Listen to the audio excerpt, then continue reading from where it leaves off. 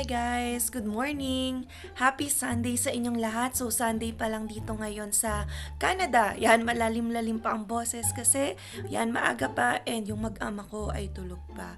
So maganda-ganda yung weather natin ngayon. It's a sunny day compared yesterday na rainy. Yan, rainy siya maghapon. Pero ngayon, okay na mag-play sa labas ang ating mga little kids, pati tayo.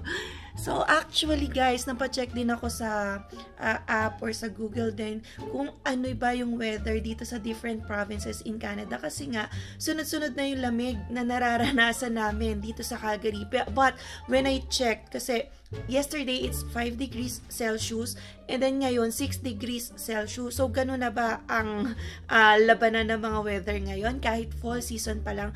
Well, hindi. Dito lang yan sa Calgary. Kasi when I check, Calgary, isa siya sa may pinakamalamig sa ngayon na 5 degrees. Ang pinakamalamig talaga ay sa Prince George. Kasi sa ibang provinces, guys, okay pa yung weather. So, punta tayo sa Toronto, that's 22 degrees Celsius. So, perfect weather talaga. Magagala at enjoy yung fall. And then sa Vancouver, it's 11 degrees sa ngayon na in comparison sa 5 degrees. Syempre, by lunch, tataas pa talaga. Ngayon kasi 10 o'clock AM pa lang. So, ang highest temperature ngayon for Calgary ay mamayang alas 12, magiging 8 degrees. So, from 6, magiging 8. Pero yung peak niya is nasa 5 PM, which is 11 degrees. So, yan, ganun na lumalamig dito sa Calgary, kasi yan, we are in different provinces, iba-iba talaga yung weather per province. So, yan talaga ay isa sa mga basic factors na dapat yung i-consider kapag nagbabala kayo mag-Canada.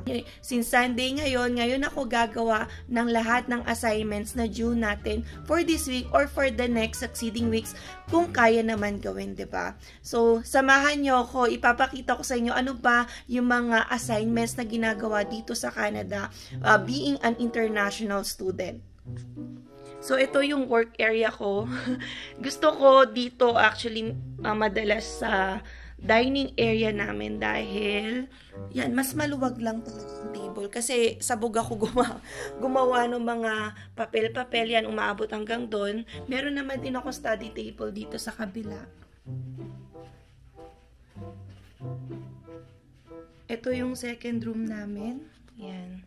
So, ito yung study table ko, pero mas bet ko doon sa dining table. Lalo na kung tulog pa yung aking chikiting at walang magulo.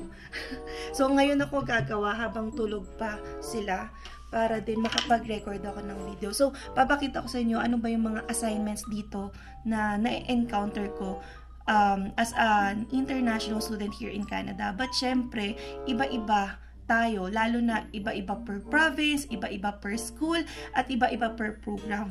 Although iba-iba, pwede rin tayo magkaroon ng similarities kasi it's still Canada, diba? As I've mentioned kanina, yan, I am taking up Legal Assistant Diploma Program dito sa Canada. So, more on legal related ang ating subjects. But, yeah, yung legal assistant dito, guys, it's a certain level of legal assistant in comparison sa Philippines kasi there's really a degree of expectation na mag-perform kayo ng certain legal functions. Kasi sa Philippines, it's not allowed. Mamaya, ikukwento ko bakit there's a higher degree of expectation and higher degree of scope of work para sa mga legal assistants dito sa Canada. So, going back, this is my third term na. Yan, next winter term is my last sem. But yeah, since third term natin, I have 5 subjects yan. Lagi akong full subjects, hindi ako nag-drop or nag-i-spread ng subjects kahit nagkaroon kami ng summer break last time. So, yan, 5 subjects ako ngayon. That's real estate, organizational behavior, legal transcription, legal writing, and litigation. So, ano-ano ba yung meron tayong assignments for this week? So, for real estate, I have no assignment for this week kasi nag-quiz kami last week and I have 2 quizzes for this week. So, yan, yung 2 meetings namin for this week for real estate. Yan, everyday meron kaming quiz. And then, for organizational behavior. I mean, it's more of personality development, more on legal ethics to. So parang feel ko ito yung easiest subject para sa akin in comparison sa mga other subjects ko, kasi it's not legal related and it's more of like your awareness in your personality yung pinag-aaralan namin dito.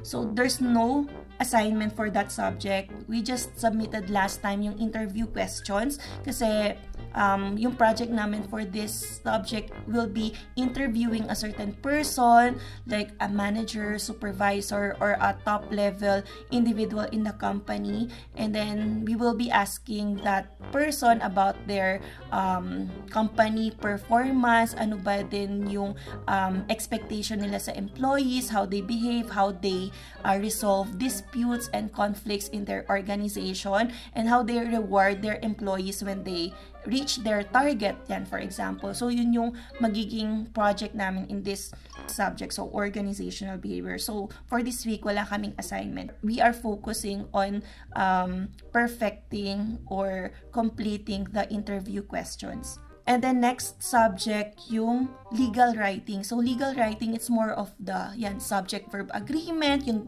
different types ng mga punctuations, but syempre, it's a higher form of sa mga subject-verb agreements and then the parts of speech kasi it's being applied na sa legal documents and legal correspondence. So we are also drafting legal memos here as a legal assistant kasi sa Philippines, na compare ko naman since I worked in a law firm, hindi nagda-draft ang mga legal assistants doon ng mga legal documents like statement of claim, walang ganun. It's the lawyer that does all the legal documents. Yung legal assistant in the Philippines, they do the printing.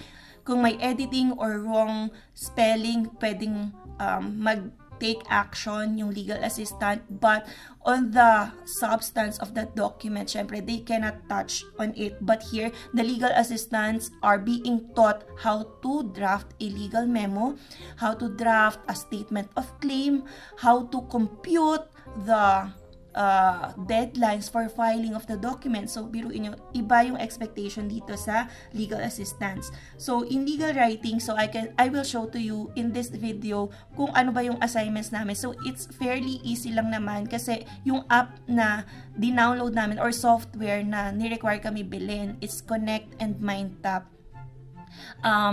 It allows us to have unlimited attempts para ma-perfect yung certain activity. So, meron akong ginawa ng mga activities even if not due ngayong week. Tinapos ko na yung for the rest of the SEM. So, kasi makikita man naman kung ano yung mga kailangan gawin para at least we are all clear on that subject or on that activity. Hindi na natin kailangan alalahanin. So this one is the MindTap. So it's one of the applications or software na dapat naming bilhin in order to do this activity. So yan, ito yung mga natapos ko na. So I did not do this kasi wala siya sa course outline namin na kailangan ko gawin. So I will not waste my time na if that is not required. So ito, I did this already, the commas, semicolons, apostrophes, yan. So it's more of really grammar, punctuation, etc. And then we have the diagnostic test na ginawa ko na rin even if it's not due kasi makakatulong talaga as international students na advance tayo or tapos na agad yung activities natin para focus tayo if we have, for example, work, and then lalo na meron tayong mga kids sa bahay, di ba? And this one naman is the Connect. So there's a book that I have bought online. So it's like an ebook. And then we have activities that we have to do.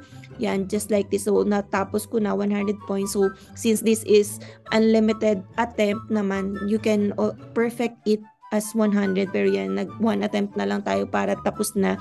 So it's fairly easy rin naman. You have guides once you do your assignment.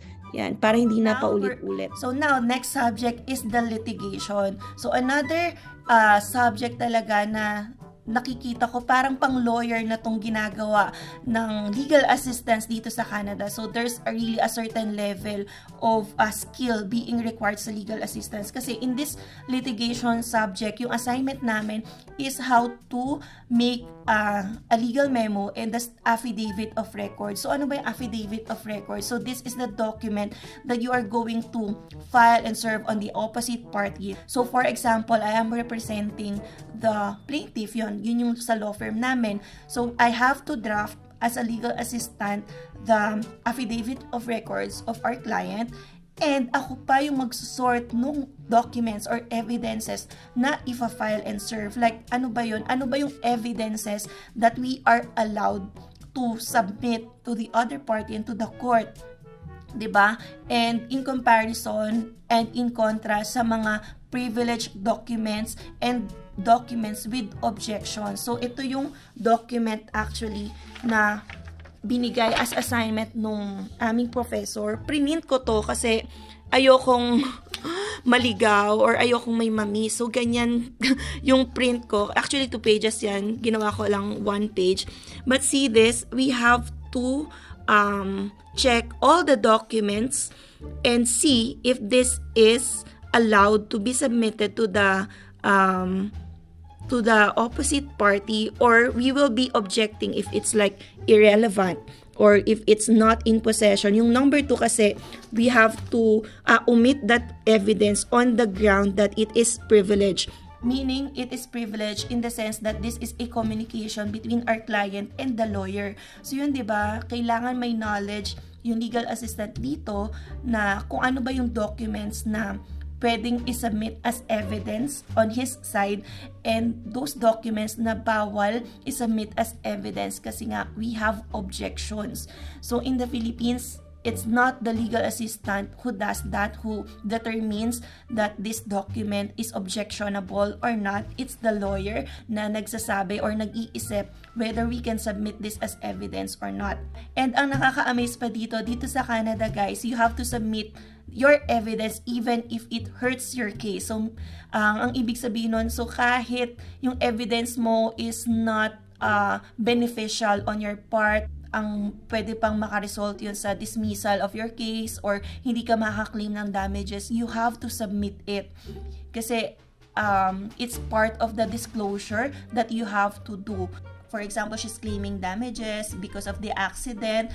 Nagkaroon siya ng frequent headaches. So, meron ditong type ng document na binigay yung instructor namin.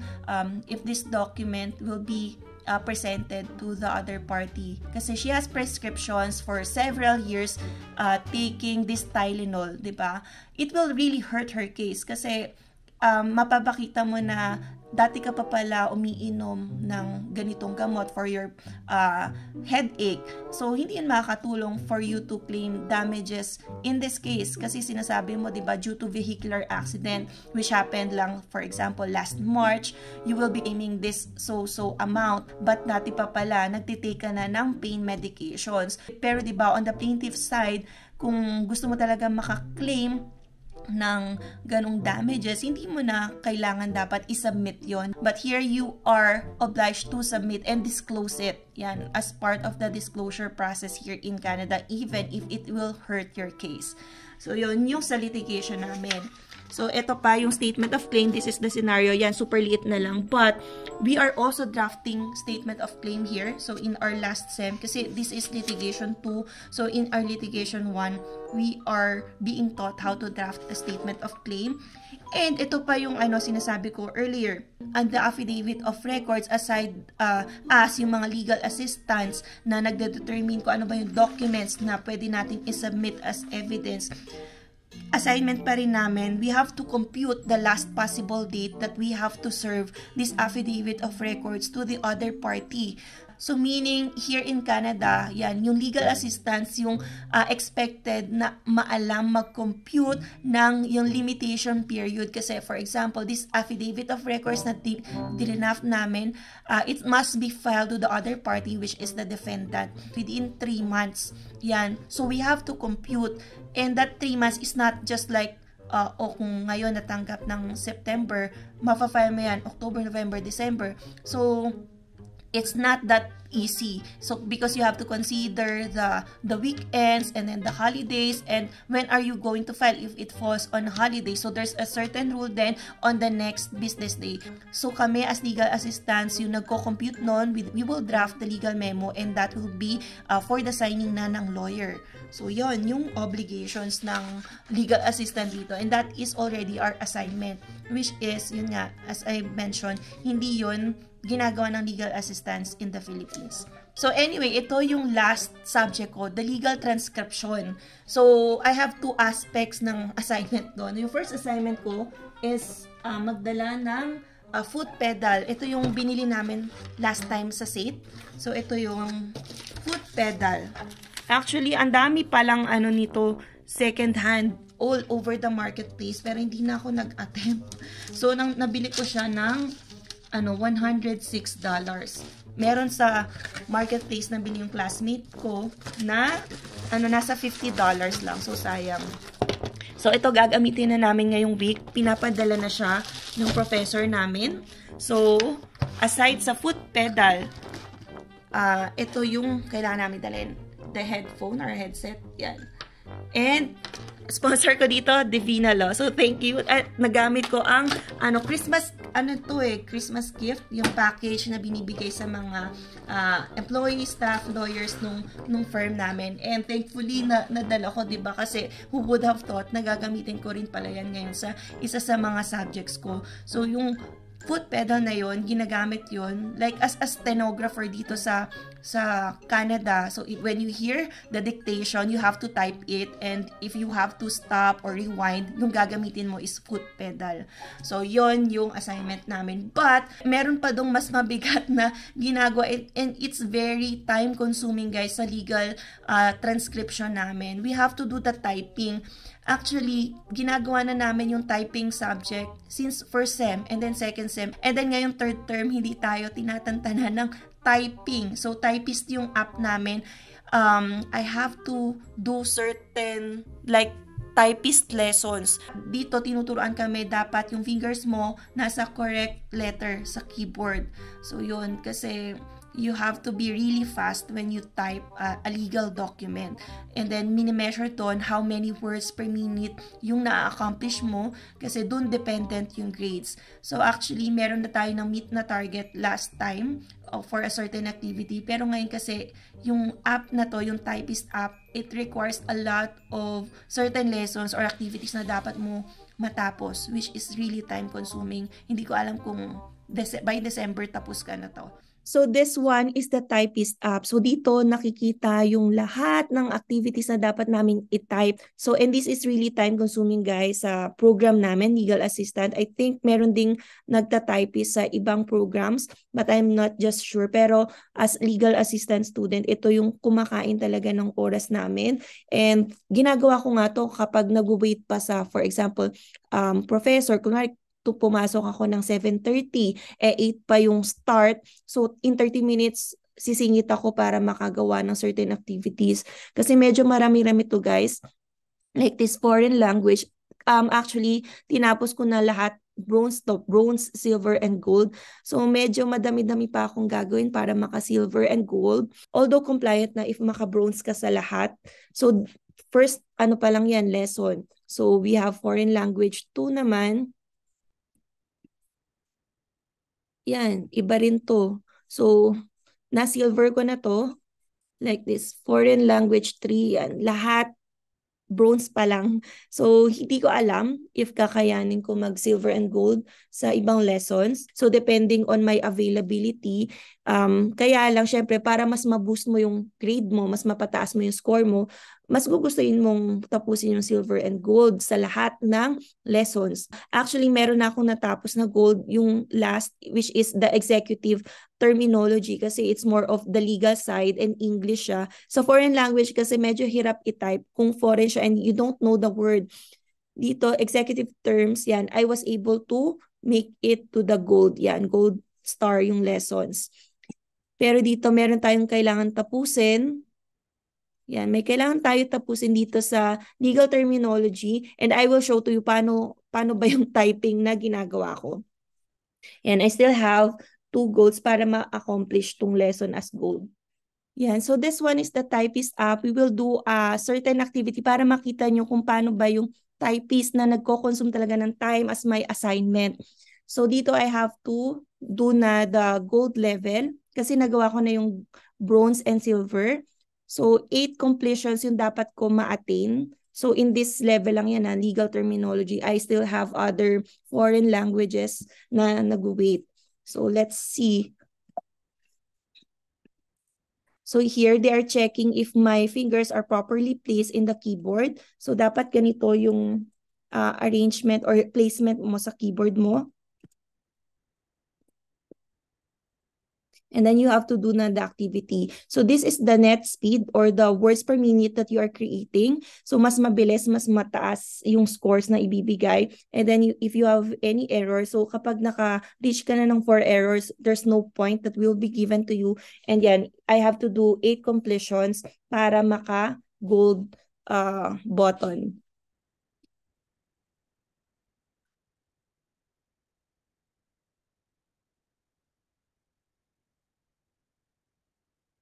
Yan, I was able to do 73 words per minute with 0 errors and 16,000 points. So, nandito na yung nasa bar natin. So, kapag napuno ko yan, 1 completion pa lang yun, I have to do 8 completions of that. So, ganun ka tagal tayo gagawa. So, paano pag nagka-error ka, diba? Sobrang bagal lang ng pagdaloy ng iyong points hanggang sa dulo. So, let's try to finish it.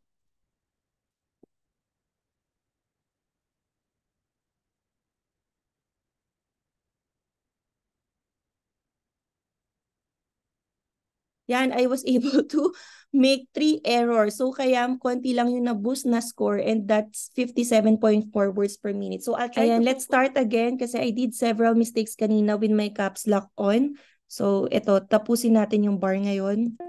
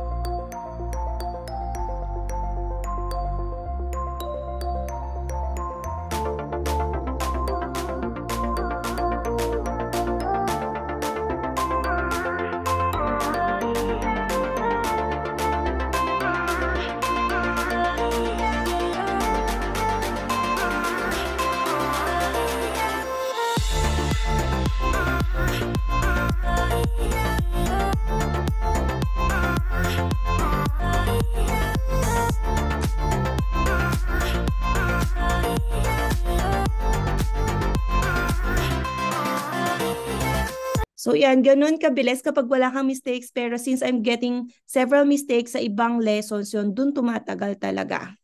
So I already did 1 completion out of 8. So silver pa rin tayo. I have to do 7 more para maging gold to. Pero ganyan karami guys in 1 lesson.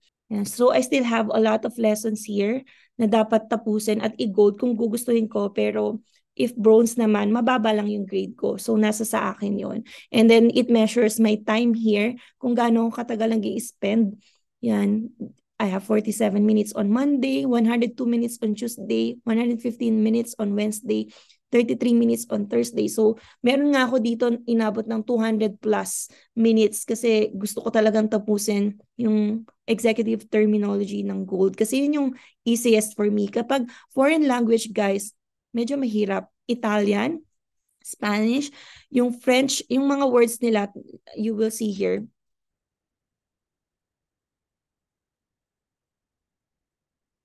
Yung mga words ay medyo mahirap with apostrophe pa yan. So, maliligaw yung fingers mo while you do it like here.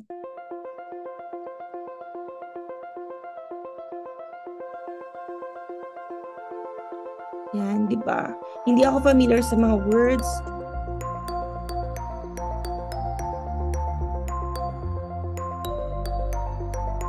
Yan, that's why I'm committing a lot of mistakes. So, medyo tatagal tayo. Anyway, that's it. So that's it for now guys. I hope nakatulong itong video na to lalo na sa mga nagbabalak maging international student here in Canada. So nakakuha na kayo ng idea on ano ba yung mga assignments dito sa Canada and how do I do it. Pero yun nga guys, this is me studying here at SAIT and taking up Legal Assistant Diploma Program. So it differs talaga per program din, so per school and per province. So yeah, I hope nakatulong itong video sa inyo. So if you have any questions, just leave a comment down below. And yeah, I'll see you on the next one. Thank you!